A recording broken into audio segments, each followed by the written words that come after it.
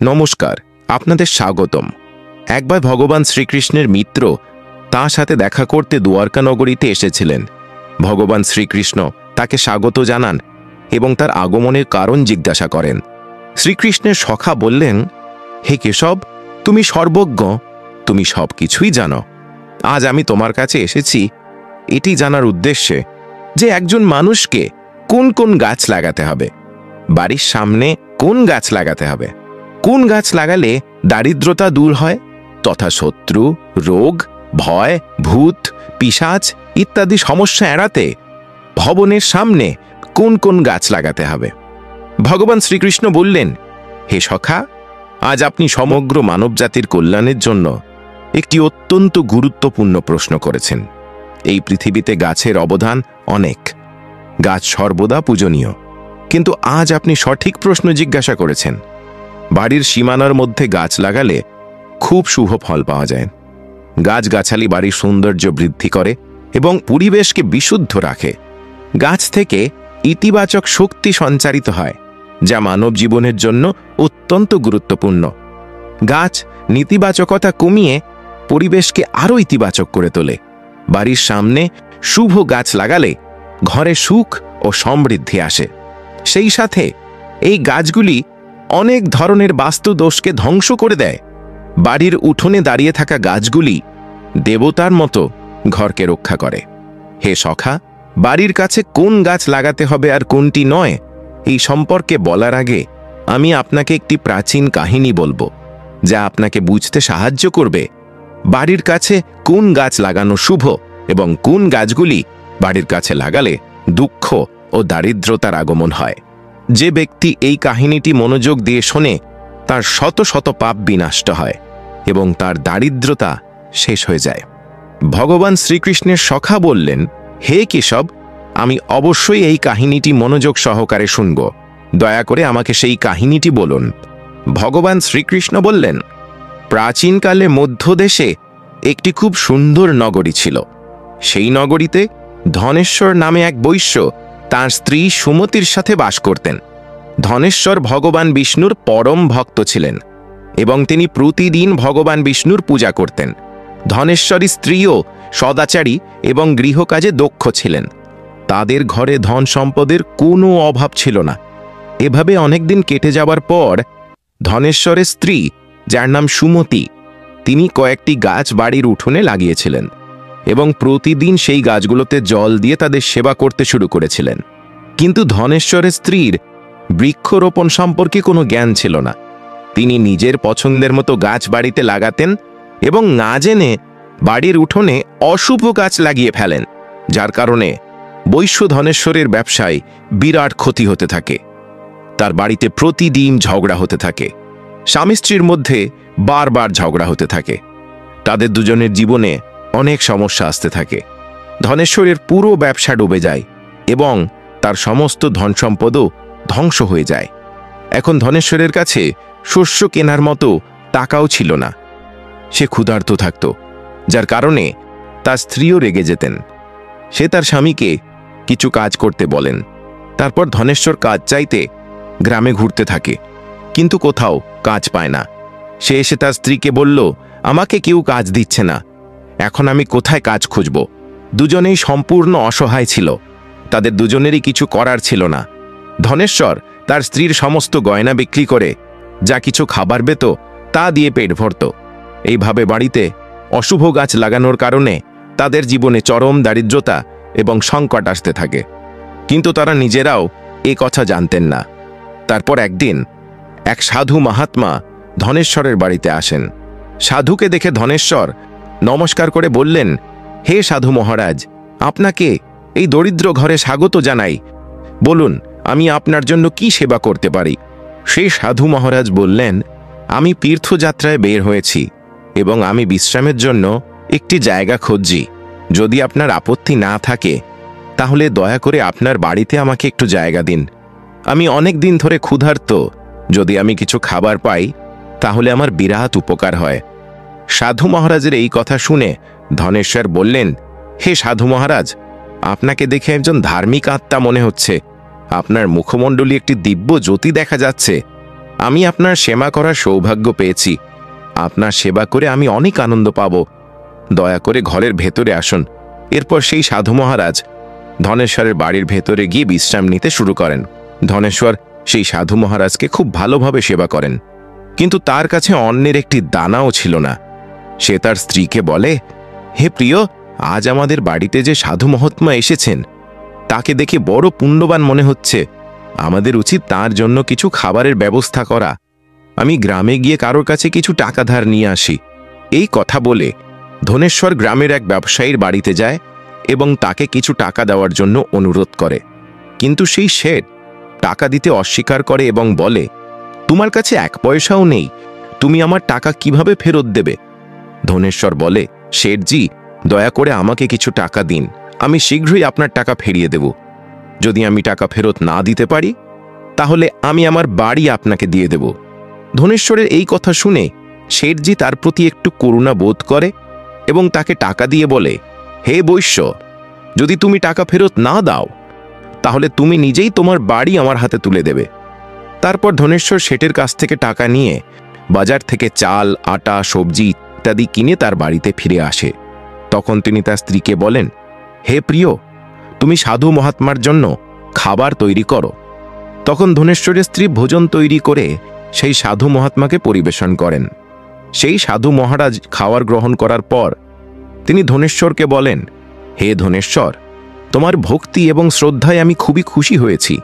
তোমার কি ইচ্ছা বলো, আমি অবশ্যই তা পূরণ করব। তখন ধনেশ্বর বলেন, হে মহাত্মা, আপনার আশীর্বাদ আমাদের জন্য সবকিছু, কিন্তু আমি আপনার কাছ থেকে এটা জানতে চাই যে কোন পাপের কারণে আমাদের এই দুঃখ কষ্ট ভোগ করতে হচ্ছে। আমরা ভগবান বিষ্ণুর আরাধনা করেছি, তাহলে আমাদের জীবনে এত দারিদ্রতা কেন এসেছে? তার কারণ কি? এবং এই দারিদ্রতা থেকে মুক্তি পেতে আমাদের কি করতে হবে? তখন সেই সাধু মহাত্মা বলেন, হে বৈশ্য, যখন আমি তোমার দরজায় এসেছিলাম তখন আমি বুঝতে পেরেছিলাম যে তোমার জীবনে অনেক দারিদ্রতা ও কষ্ট রয়েছে, কারণ তোমার বাড়ির সামনে যে গাছগুলি রয়েছে সেই গাছগুলি তোমার দারিদ্র্যের আসল কারণ। সেই জন্য এই গাছগুলি সরিয়ে তাদের জায়গায় শুভ গাছ লাগান। আপনার স্ত্রী আপনার বাড়ির সামনে যে গাছগুলি লাগিয়েছেন সেগুলি অত্যন্ত অশুভ গাছ, তাদের কারণে আপনি এমন দুর্দশার সম্মুখীন হচ্ছেন। ধনেশ্বর বললেন, হে মহাত্মা, দয়া করে বলুন বাড়ির সামনে কোন গাছ লাগাতে হবে যাতে ঘরে সুখ সমৃদ্ধি থাকে, এবং কোন গাছ লাগানো উচিত নয়। দয়া করে আমাকে বিস্তারিতভাবে বুঝিয়ে বলুন, আমি আপনার প্রতি কৃতজ্ঞ থাকব। তখন সেই সাধু বললেন, হে বৈশ্য, ঠিক আছে, এখন আমি আপনাকে সেই সব শুভ গাছগুলির সম্পর্কে বলবো যা বাড়ির কাছে লাগানো হলে শুভ ফল দেয়, এবং কোন গাছগুলি লাগানো উচিত নয় তাও বলবো, তাই আপনি মনোযোগ দিয়ে শুনুন। হে বৈশ্য, জলাশয়ের কাছে পিপল গাছ লাগালে যে ফল পাওয়া যায় তা শত শত যজ্ঞের সমান। পিপল গাছের পাতা যখন সেই জলাশয়ে পড়ে তখন তা পিণ্ডের মতো হয়ে যায় এবং পূর্বপুরুষরা সন্তুষ্ট হন। এর ফলে সকল ধরনের পিত্তদোষ শেষ হয়ে যায়। যে ব্যক্তি প্রতিদিন স্নান করে পিপল গাছকে স্পর্শ করে সে সমস্ত প্রকার পাপ থেকে মুক্ত হয় এবং কখনো পরাজিত হয় না। পিপল গাছ স্পর্শ করলে দেবী লক্ষ্মীর আগমন হয় এবং এর প্রদক্ষিণ করলে আয়ু বৃদ্ধি পায়।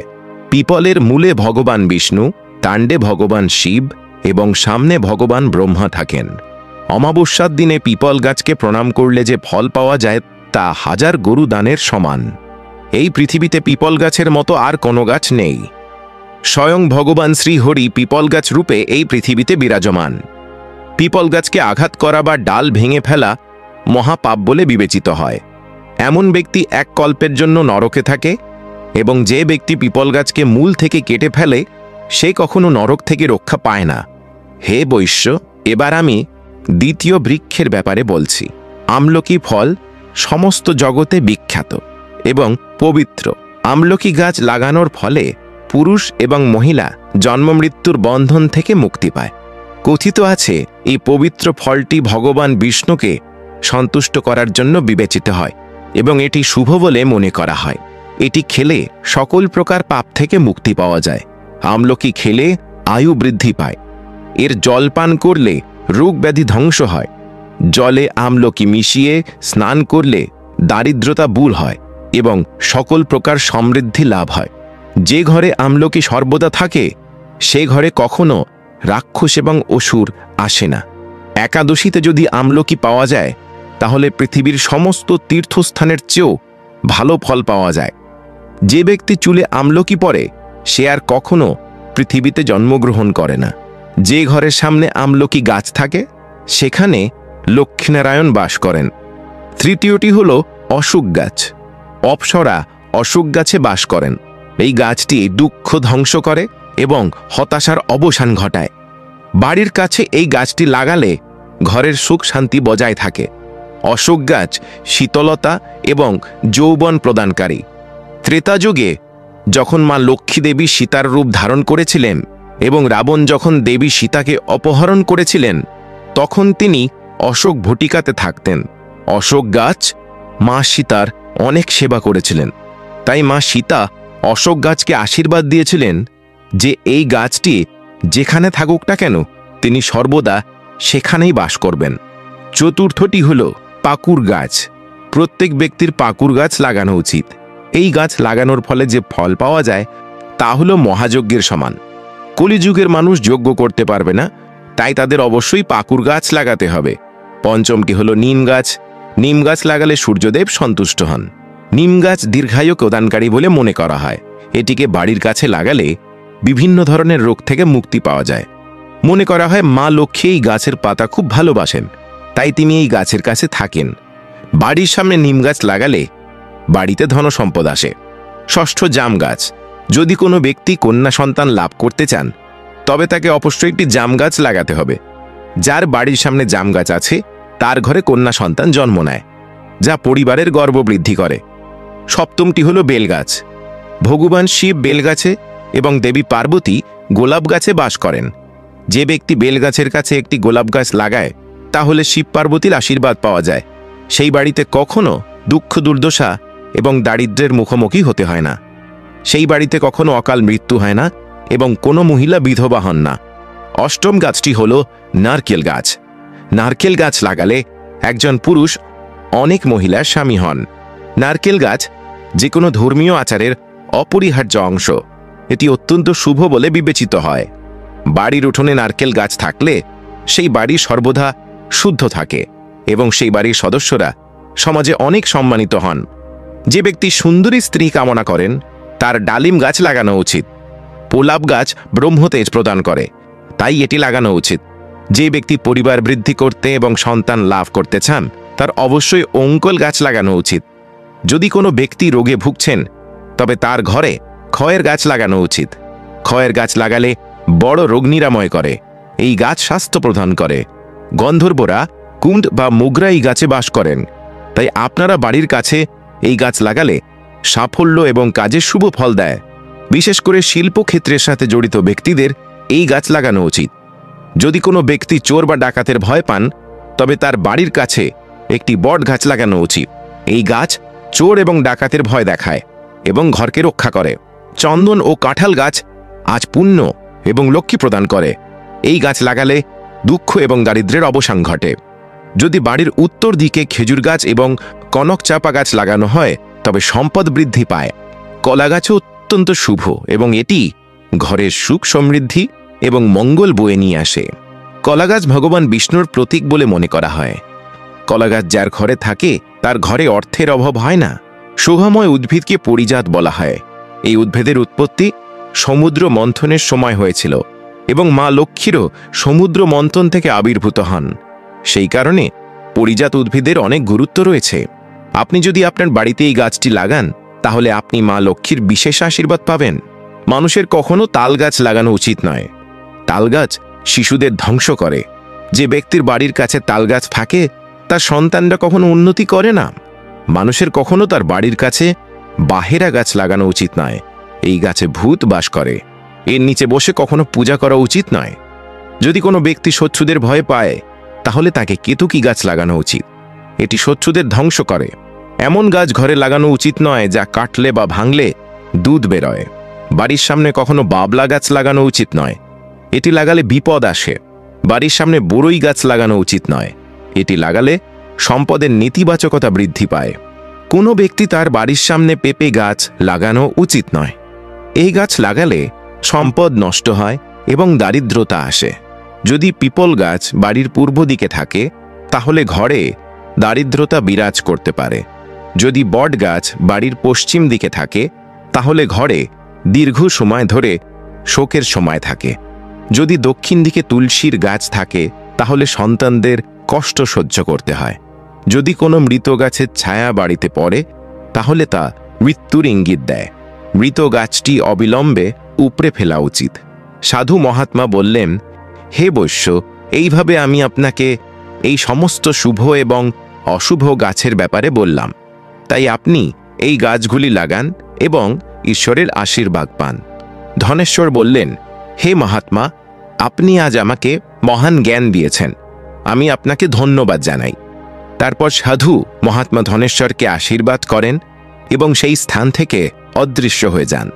ধনেশ্বর এবং তার স্ত্রী সাধু মহাত্মাকে হঠাৎ অদৃশ্য হতে দেখে অবাক হয়ে যায়। তারপর তারা বুঝতে পারেন যে স্বয়ং ভগবান বিষ্ণু তাদের বাড়িতে এসেছিলেন। তারপর ধনেশ্বর সাধু মহাত্মার নির্দেশ অনুসারে তার বাড়ির সামনে অনেক শুভ গাছ লাগান, যার ফলে হঠাৎ করে তিনি প্রচুর ধন সম্পদ পান এবং তাদের দারিদ্র্য দূর হয়। ধনেশ্বর ও তার স্ত্রী ভগবান বিষ্ণুকে ধন্যবাদ জানাতে শুরু করেন। তারপর ভগবান শ্রীকৃষ্ণ বলেন, হে সখা, এইভাবে আমি আপনাকে শুভ এবং অশুভ উভয় গাছের বিষয় বললাম। এখন তুমিও যাও এবং তোমার ভবনের কাছে এই গাছগুলি লাগাও। বন্ধুরা, এইভাবে ভগবান শ্রীকৃষ্ণ ভবনের কাছে লাগানো শুভ এবং অশুভ গাছের কথা বললেন। আশা করি আপনাদের এই কাহিনীটি ভালো লেগেছে। যদি তথ্যটি ভালো লেগে থাকে তাহলে অবশ্যই ভিডিওটি লাইক করুন এবং কমেন্টে জয় শ্রীকৃষ্ণ লিখুন। চ্যানেলটিকে সাবস্ক্রাইব করুন। আপনাদের সবাইকে ধন্যবাদ।